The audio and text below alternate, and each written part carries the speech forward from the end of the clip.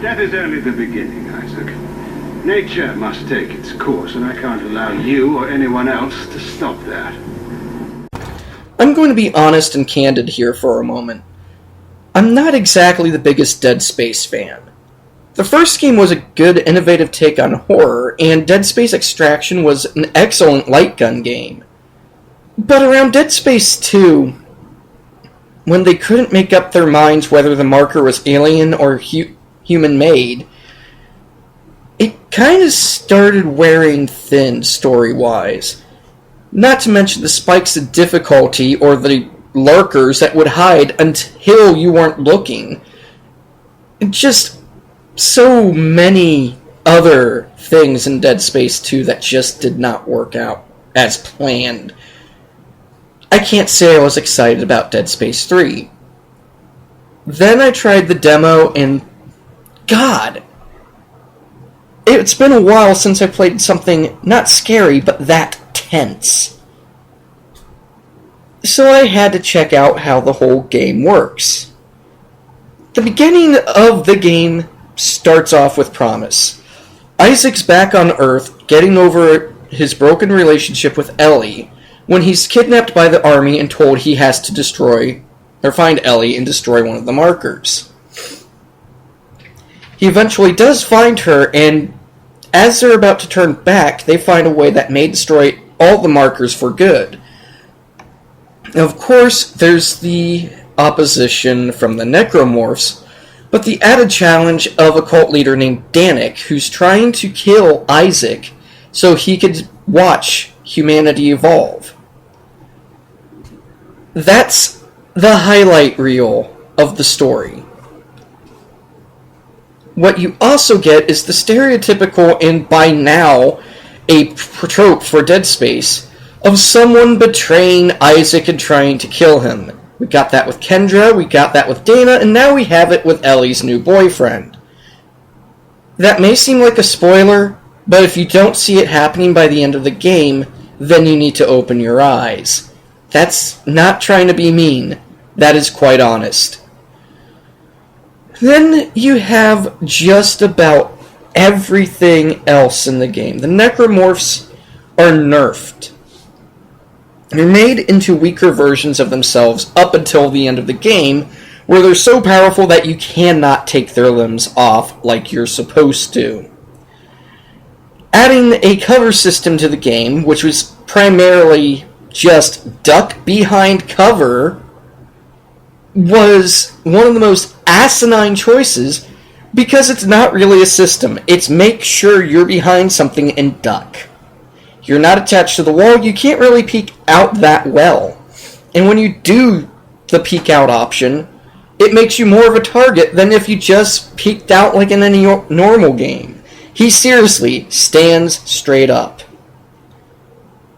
The addition of human enemies could have been executed a bit better, I'm not going to lie.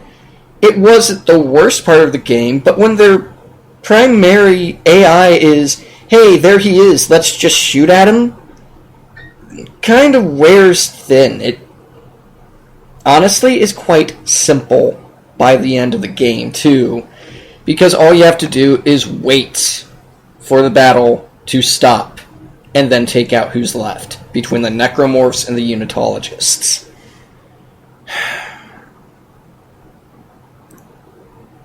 Where Dead Space 3 seriously takes a dive, though, isn't in gameplay, which is essentially the same as Dead Space 1 and 2.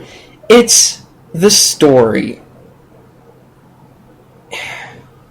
The story flip-flops between interesting to completely inane. There are several times towards the middle of the game where it completely forgets the plot and completely forgets the character's motivations. Up to one character questioning whether you support the mission or not, and outright saying that you've been sabotaging it the whole time, despite being on her side the entire game. It honestly reeks of lack of communication between the writers of the series. Not just this game, but the series. I will give Visual credit on the story of the game, though. They do try to fix some of the plot holes in the second game by explaining it in the very beginning of this one.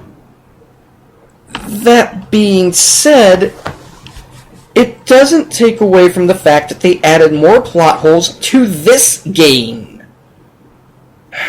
I wish I could count how many times in Dead Space 3 Isaac is a complete idiot in it.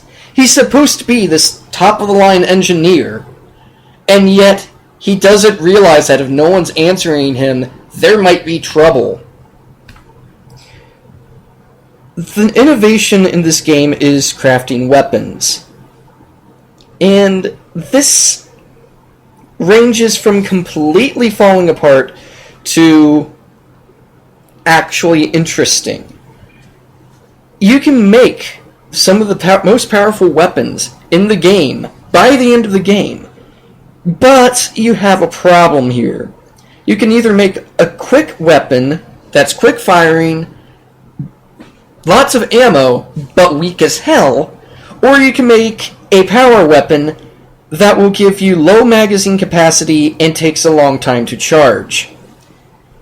The game forces you to rely on more powerful weapons, but swarms you so you need faster weapons. So you need to find that good in between, which chances are you won't be able to get until the end of the game.